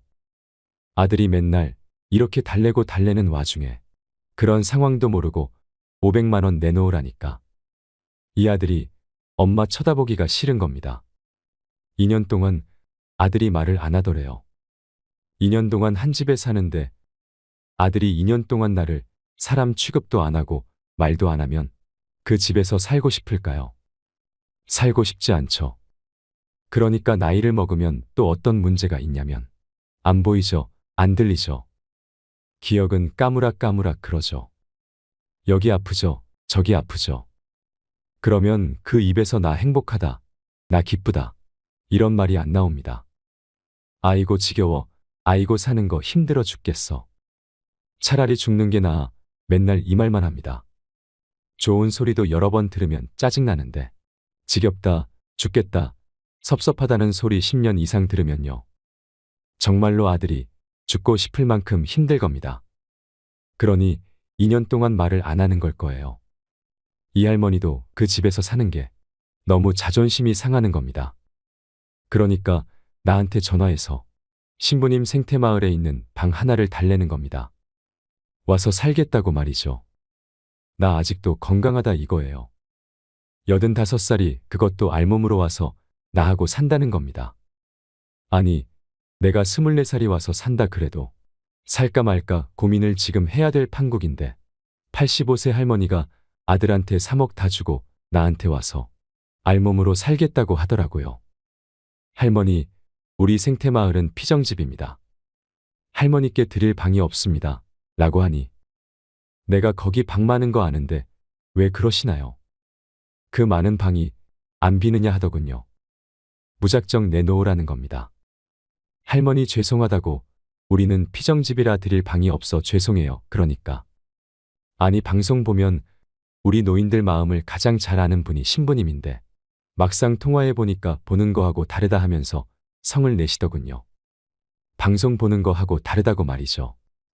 그래서 이 할머니가 마지막 전화기를 내려놓으면서 뭐라고 그러냐면 전화 막상 해보니까 신부님이나 내 아들이나 다를 바 하나도 없다고 똑같다고 말하시면서 전화를 끊었습니다. 이 할머니는 정말로 어디다 마음 둘 데가 단 한 군데도 없습니다. 만약에 이 할머니가 3억을 그대로 가지고 있었다면 그 서름을 안 받았을 겁니다. 그 서름 안 받고 그냥 자기 인생 사는 겁니다. 아들은 아들 인생 사는 거고 그럼 서로 섭섭할 것도 없고 원수될 것도 없습니다. 그런데 뭐가 원수가 되는 줄 아시나요? 줄 거 다 주고 원수가 됩니다. 그러니까 자식한테 돈을 주는 게 아닙니다. 주지 마세요. 뭐하러 주세요? 황창현 신부님께서 들려주신 이야기를 들으니 어떠신가요? 어린 시절 우리는 어른들에게 서로 베풀고 나누면서 살라고 배웠습니다. 이웃은 남이 아닌 사촌과 같았습니다. 하물며 내 자식은 오죽할까요? 하지만 모든 것을 불태워 금이야 오기야 키우느라 하얗게 새어버린 부모의 처지는 안중에 없고 나와 내 자녀를 먼저 생각하는 자식들이 많아지면서 소외되는 노인들이 적지 않습니다. 세월은 장마철 도랑의 급류처럼 멈춤없이 흘러서 10년이면 바뀐다던 강산은 이제 1년도 못 가 흔적도 없이 사라지는 세상이 되었습니다. 그래서 우리의 삶도 멈춤없이 100세까지 흘러가게 되었습니다. 그래서 이 정신없는 세상은 우리가 노년을 다른 관점으로 보아야 함을 요구하고 있습니다. 내 자식 하나 잘 된다면 집안 기둥뿌리까지 뽑아주고 싶은 것이 부모의 마음 이치이지만 그렇다고 내가 사는 집까지 자식에게 꼭 물려주어야 되겠습니까? 대부분의 노부모들은 오직 자식이 잘 돼야 한다는 생각으로 정작 본인은 돌보지 않습니다. 혹여나 자식이 손가락질 당할까, 자식이 나를 버려도 이웃에 알리지 않는다 합니다. 하지만 자식을 위해서 내 재산 다 주고 나면 그 뒤에는 무슨 일이 일어날는지요. 어떤 분들은 자식들이 상속을 받자마자 몰래 이사하고 전화번호도 바꿔버렸다 합니다. 그래서 아들, 딸 전화번호도 모른다고 합니다. 안타깝게도 우리나라는 OECD 가입국가 중 노인 빈곤율과 자살률이 가장 높은 국가이며 독거노인의 자살률은 훨씬 더 높습니다. 부양해주는 자식이 없어 혼자 사는 독거노인 수도 많습니다. 노인들의 사회적 고립과 외로움이 심화되고 있고 아무도 모르게 쓸쓸히 임종을 맞이하는 이른바 고독사도 크게 늘고 있습니다. 심지어 젊은 세대들에게는 고령화 시대에 적응하려면 부모를 버려야 한다라는 말도 나올 정도로 우리 노인들의 처지는 곤란해졌습니다. 그렇다면 내 자식들이 그렇게 해맑게 웃던 내 새끼들이 정말로 우리 부모들을 짐으로 여기는 것일까요? 혹독한 세상 풍파를 다 겪은 일부 시청자분들은 제 생각이 순진하다며 너털 웃음 지으실 수 있겠습니다만 제 생각에는 우리의 아이들이 정말로 그렇게 생각하지 않을 수도 있다 생각합니다. 부모가 자식을 키우는 동안, 자식이 부모를 따르는 동안 무언가 문제가 생긴 것일 수도 있는 겁니다. 부모와 자식은 한 집에서 지내는 동안 어느 시점에서부터 둘 사이에 줄이 그어집니다. 그 줄이 겹쳐서 흠이 되고 그 흠은 구덩이가 되고 그 구덩이는 이제 서로 건너지 못하는 골짜기가 되었습니다. 우리 부모와 자식은 그 골짜기를 사이에 두고 서로 원망하며 사랑하고 사랑하면서 원망합니다. 부모가 자식을 사랑하듯 자식 또한 밉다 해도 진정으로 부모를 미워할 수는 없습니다. 그래서 부모와 자식 간의 관계를 하늘이 내려준 천륜이라 하는 것 아닐까요? 그렇다면 우리가 노후에 이 골짜기를 건너 사랑하는 부모와 자식으로 다시 재회하기 위해선 무엇을 해야 할까요? 여기 올해 85살인 오씨 할아버지가 있습니다. 할아버지는 재력가입니다. 빌딩 한 개에 집을 2채 정도 갖고 있습니다. 그리고 서너 개 은행에 숨겨놓은 현금과 주식 투자금까지 합치면 재산이 엄청납니다. 10년 전 할아버지는 자꾸 불어나는 재산을 감당하기 힘들어지자 친구 아들에게 재산 관리를 맡겼습니다. 그리고 본인은 이 나이에 큰 집에 살아봤자 뭐 하겠나 싶으셔서 아내와 함께 시골의 조그마한 전원주택에서 살고 있습니다. 그의 사남매 자녀는 일주일에 한 번씩 식구들과 찾아와서 부모와 시간을 보내는 효자 효녀들입니다. 할아버지 부부는 서로 경쟁하듯 찾아와 주는 자녀들이 고맙기만 합니다. 그러나 할아버지는 상속에 대해선 아주 냉정하였습니다.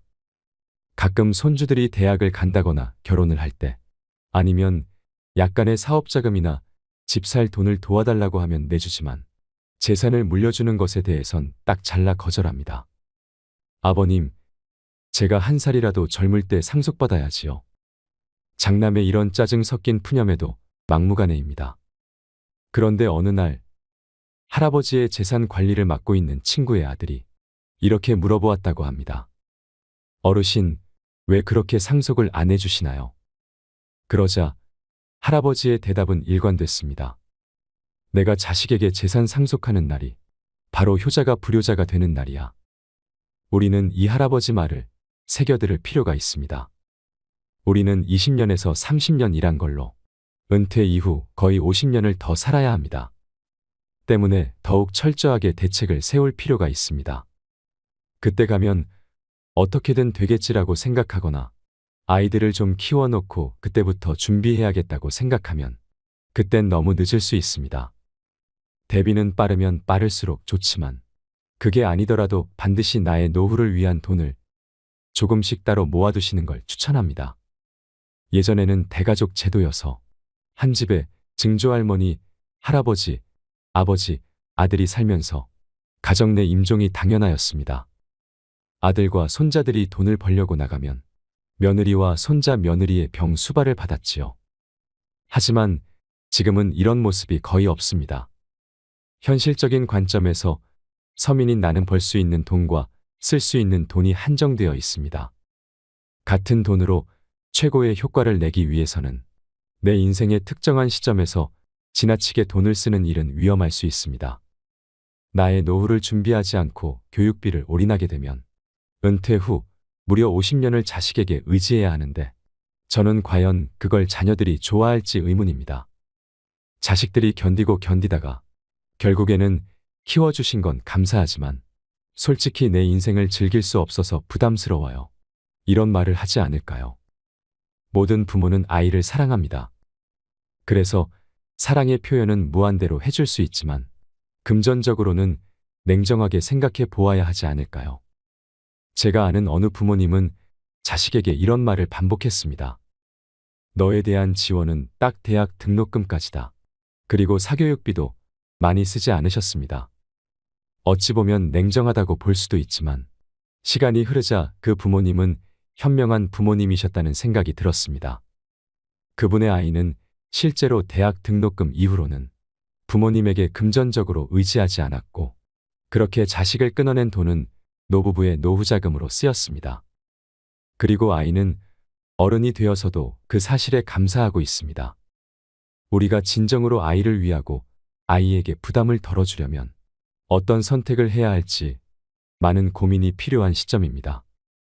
따라서 어쩌면 자녀에게 가장 큰 선물은 나의 노후 준비 자금 대책이 아닐런지요. 누구도 우리를 구원하지 못한다. 그 어떠한 누구도 우리를 구원할 수 없고 하지도 못한다. 우리는 우리 스스로 그 길을 나아가야만 한다. 석가모니의 말씀입니다. 무릇 든 자리는 몰라도 난 자리는 아는 법이라 했습니다. 자식들이 장성하여 집을 떠나면 난 자리가 생깁니다. 아이들이 떠나고 조용해진 집안에서 배우자와 단둘이 밥상을 마주할 때 새삼스레 어색했던 적은 없으신가요? 또한 젊어서 만나던 인연들도 살다 보면 10중 8구 잊혀집니다. 그래서 우리는 노년의 외로움이라는 거대한 벽을 마주하게 됩니다. 외로움은 간교하며 치명적입니다. 마치 숲속 어딘가에서 가만히 피어나는 독버섯처럼 외로움이 내 마음속 어딘가에 뿌리를 내리게 되면 그 독버섯에서는 두려움이라는 독이 은은하게 피어납니다. 그래서 내가 올바른 선택을 할 수 없게 만듭니다. 앞서 소개해드린 불행한 노인들이 올바른 선택을 할 수 없었던 큰 이유 중 하나가 바로 외로움 때문입니다. 내가 혼자서 잘못되어도 누구 하나 도와줄 사람이 없다는 것은 사회적 동물인 인간이라면 누구나 견디기 힘든 고통입니다. 그리하여 자식에게 기대려는 마음이 커집니다. 너의 능력으로 번 돈이 아닌 남의 돈으로 무리하게 사업하지 말고 순리를 따르라고 타이를 수도 있는 것을 기어코 집을 팔아 사업자금으로 주게 됩니다. 내가 너를 믿고 사랑했듯이 너도 그럴 것이라 믿고 내 돈 주고 용돈을 받으면서 손주까지 떠안습니다. 그런데 자식은 바쁘다며 얼굴 한번 보기가 힘이 듭니다. 나의 헌신이 헌신짝이 되어버렸습니다. 그래서 노인들은 항상 외롭습니다. 혼자 될까봐 두렵습니다. 세상에 믿을 사람은 가족밖에 없었는데 믿을 사람이 남보다 못한 사람이 되었습니다. 그래서 누구든 붙잡고 싶어집니다. 그러면 이번엔 남은 괜찮을까요? 가족보다 괜찮은 남은 있을까요? 그리하여 인연이 아닌 사람까지 붙들어 봅니다. 물에 빠져 떠내려가느니 무엇이든 붙드는 게 낫다 싶습니다. 하지만 얼마 못 가 서로 의견 충돌이 생기고 결국 그 관계도 깨지고 맙니다. 남은 결국 남이었습니다. 그리고 우리는 다시 외로운 노인이 됩니다. 외로움이라는 급류에 휩쓸려 정처 없이 떠내려갑니다. 어디 깊은 소용돌이에 휘말리게 되지는 않을까? 큰 바위에 부딪히는 건 아닐까? 두려움에 떨면서 말입니다. 그야말로 참말로 외롭습니다. 이 얼마나 슬픈 일인가요? 그래서 저는 우리에게 남겨진 소중한 인생을 외로움에 허무하게 휩쓸리지 않기 위해서 자식에게도 주변 사람에게도 말을 더 조심히 하고 아낄 것을 권해봅니다. 그러면 그것이 내 가족이건 이웃이건 생판남이건 확실한 내 사람이 생겨서 외롭지 않을 수 있습니다. 종종 자식들은 부모님의 말씀 때문에 스트레스 받는다 합니다. 밖에서 사람들에게 다 들리게 자식 험담을 하거나 가족끼리도 듣기 힘든 거친 말과 매번 불평 불만을 섞어 마음에도 없는 앓는 소리를 하시니 견디기가 힘들다고 합니다. 물론 자식들도 부모님의 말이 말뿐임을 알지만 부모님이 몸도 마음도 유약해진 통에 좀 더 관심을 가져달라는 푸념이라는 것은 알지만 그것이 매일 반복되니 힘들다고 합니다. 그래서 이러다가 부모님 주변에 아무도 남아있지 않을까 걱정을 하기도 합니다. 늙으면 죽어야지 하는 말도 그것이 설령 진심이라고 해도 자식이 그 말에 공감하기가 쉽지 않습니다. 한번 자식은 영원한 자식이라 했던가요? 아무리 사이 나쁜 부모 자식이라 해도 설령 언성을 높이고 서로를 원망한다 해도 원망하면서도 그 원망의 크기만큼 속으로는 서로 울고 있는 법입니다. 너무 화가 나서 미워서 상처를 주었는데 막상 상처를 주고 보니 피를 나눈 가족이 상처받고 아파하는 모습에 내가 상처받아 더 우는 것입니다. 그래서 늙으면 죽어야지라는 부모님의 말에 자식들은 상처받습니다. 상처받기 때문에 아프기 때문에 듣지 않으려는 것일 수 있습니다. 하지만 상대방이 상처받지 않도록 말을 하는 법은 결코 어렵지 않습니다. 해야 할 말과 하지 말아야 할 말만 구분해 보세요. 적어도 하지 말아야 할 말만 안 해도 성공이라 할 수 있겠습니다. 그렇다면 나는 과연 말을 조심히 잘 쓰고 있는 것일까? 이것이 고민되신다면 말을 할 때 다음의 7가지를 고려해서 말씀해 보시는 것을 권해드립니다. 물론 7가지라 하여 모두 지킬 필요는 없습니다. 당장 한두 가지라도 실천할 수 있다면 우리 마음속에 있는 외로움을 하나둘 뽑아낼 수 있을지도 모릅니다. 첫째, 타인을 향해 상스러운 말은 하지 마라. 욕이나 비하하는 말은 가장 하지 말아야 할 말입니다.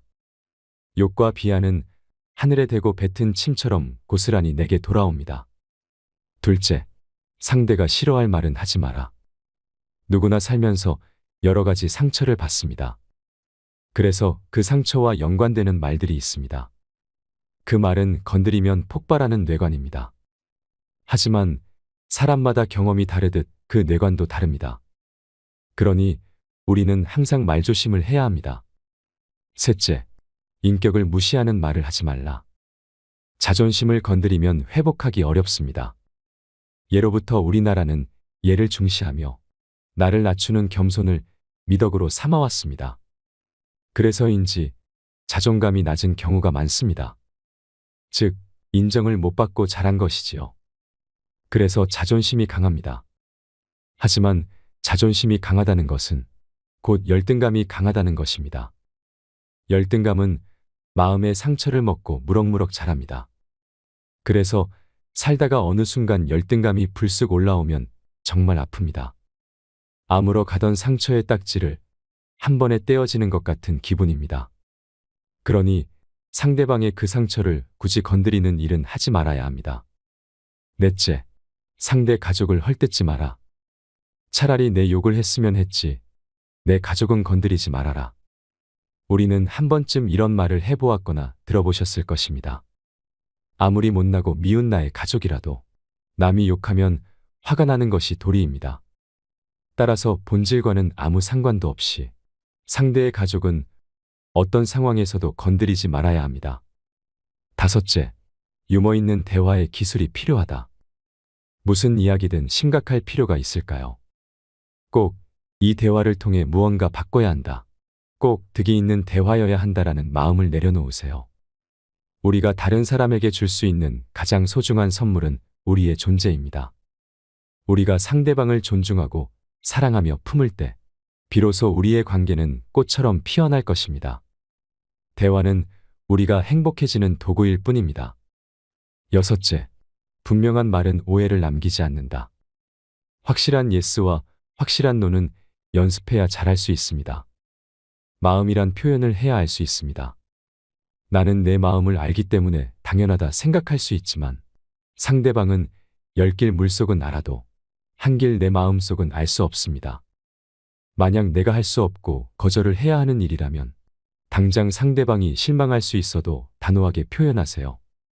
그래야 나중에 서로 오해하는 일이 없어집니다. 일곱째, 비비꼬는 꽈배기 말은 절대 하지 말자. 마음이 꼬여 있을 때는 차라리 침묵하는 게 낫습니다. 그런 마음이 올라오는 상대가 있다면 무언가 그 상대가 마음의 평정을 깨는 요소가 있는 것입니다. 우리는 그것을 보고 상극이라 표현합니다. 나와 상극은 되도록 만나지 않거나 가족이라 어쩔 수 없다면 차라리 침묵을 지키세요. 이렇게 7가지 말 비법을 알아두고 입을 열 때마다 떠올려 보세요. 내가 어떤 사람인지 정 모르겠다 하시면 핸드폰으로 평소 내가 하는 말을 녹음해서 들어보세요. 그러면 제3자의 입장에서 내가 평소에 어떤 말투를 쓰는지, 어떤 억양으로 말하는지, 그래서 타인에게 어떤 사람으로 비춰지는지 보일 것입니다. 사람은 정신만 멀쩡하면 나이가 들어도 젊은 시절의 마음을 잃지 않습니다. 젊은 사람은 나이와 함께 쌓이는 연륜이 없는 반면 나이 든 사람은 젊은 시절에 겪은 온갖 경험을 기억하고 있습니다. 인생은 60부터라는 말이 유행입니다. 60대와 70대를 할머니 할아버지로 부르는 일은 옛말이 되고 있습니다. 동서양을 대표하는 미남 배우 톰 크루즈와 양조위는 환갑의 나이에도 여전히 여심을 흔들고 있고 70대 노인들이 높은 산에 거뜬히 오르고 이제 외모만으로는 나이를 가늠하기가 불가능하기 때문입니다. 그래서 젊은 70대 우리는 아직 청춘이다라는 낭만적인 말이 울려 퍼지는 시대를 살고 있습니다. 만약 여러분이 치아가 없으면 한 살이라도 젊으실 때 망설이지 말고 임플란트 해놓고 맛난 것 많이 드시기 바랍니다. 그리고 무릎 관절이 닳아서 걸을 수 없다면 즉시 인공관절이라도 시술받아 걸을 수 있도록 치료받고 열심히 걸어 다니시기 바랍니다. 눈으로 볼 수 있을 때 실컷 구경하고 귀도 안 들리면 돈 아끼지 말고 최고급 보청기 구입해서 귀 속에 깊숙이 넣고 친구들과 많이 얘기 나누시는 건 어떨까요? 행복은 모두에게 유익할 때 찾아옵니다. 당신이 행복할 때 이 기쁨은 영원하지 않겠지만 반대로 고통을 겪을 때 그 고통 또한 지속되지 않습니다. 세상 모든 것은 영원하지 않으며 과거는 이미 지나갔고 미래는 아직 오지 않았습니다. 우리가 살 수 있는 시간은 단 한순간뿐입니다. 그것은 바로 현재입니다. 그래서 현재에 충실히 살지 않으면 죽기 전에 후회가 남게 됩니다. 베풀 수 있을 때 남에게 많이 쏘고 또 쏘고 즐길 수 있을 때 마음껏 즐기는 것이 노후를 맞이한 우리들의 마지막 삶을 즐길 수 있는 값진 투자가 아닐까요? 이것이 인생길 후반 우리들의 생생한 모습이 아닐까요? 인생이란 따지고 보면 지금처럼 평범하게 노후 인생을 즐기며 사는 게 최고 아닐까요? 오늘 즐거움을 내일로 미루지 말고 누구를 미워도 말고 누군가가 불러만 주면 번개처럼 뛰어나가고 또 내가 부르면 총알같이 튀어나와줄 그런 사람과 함께 만나 허심탄회한 대화 나누고 맛있는 것 양껏 먹고 마시며 행복을 만들어 보세요. 노후에 보장된 내일이란 없습니다. 오늘이란 어제 죽은 사람이 그렇게도 갈망하던 내일입니다. 당신의 지금 이 순간이 인생 최고의 날입니다. 어제 꽃이 화려했던들 무슨 소용일까요? 뒷방에 누워있던 노인도 일어나 움직이면 꽃피는 봄날이 됩니다. 그러면 고목나무에도 꽃은 핍니다. 저는 여러분들이 별것 아니라 해도 매일 동네 목욕탕에서 사소한 행복을 느끼며 노후 생활을 만끽할 수 있으면 좋겠습니다. 우리는 그동안 이리저리 살아낸 세월이 있어서 그 세월에 길들여진 몸과 마음이 하루아침에 바뀌지 않습니다. 지금 당장은 의지가 든다 해도 며칠만 지나면 뚜렷하던 이 의지가 어느샌가 흐릿해져 버리는 게 우리네 삶 아니던가요? 그리고 또한 나는 이미 내 재산을 자식에게 전부 다 줘버렸는데 이제 와서 이런 걸 고민한들 무슨 의미가 있나? 그렇게 이미 저질러진 일을 이제 와서 주워 담을 수 없는 것 또한 우리네 인생이 아니던가요? 하지만 강물에 돌멩이를 계속 던져보세요. 어깨가 아프고 팔목이 저려도 상관 말고 계속 돌멩이를 던져보세요. 그러면 결국 수면 위로 돌멩이 산이 서서히 솟아날 것입니다. 또한 세상 모든 일은 저마다 적절한 시기가 있습니다. 초년운이 좋다가도 말년이 나쁠 수도 있고 이보다 나쁠 수 없다 싶을 정도로 초년운이 나쁘다가도 말년운이 트일 수도 있습니다. 가는 길이 구불구불해도 끝이 좋으면 모든 것이 좋다 했습니다. 자신을 등불로 삼고 자기를 의지하되 만약 견딜 수 없을 만큼 힘들고 고통스러울 때에는 인생이 나에게 뭔가 가르치려고 하고 있는 것임을 잊지 마세요. 매일 아침 우리는 새로 태어납니다. 어제 일보다 오늘 하는 일이 무엇보다 중요합니다. 언젠가 못 보고 못 듣고 못 먹고 못 입고 못 걷고 내 손으로 아무것도 못할 그런 날이 오기 전에 남은 인생 양껏 즐기다가 어느 날 밤 내 집에서 잠들었는데 그대로 영면하는 것이 오복 중에 가장 큰 복이 아닐까요? 내 발로 걸어다니고 맛있는 음식을 입으로 먹을 수 있는 날이 그리 길지 않다는 점을 명심하시고 하루하루 감사하고 소중하게 열심히 즐기시기 바랍니다. 이상으로 책틀맨이었습니다. 오늘도 끝까지 시청해 주셔서 감사드립니다.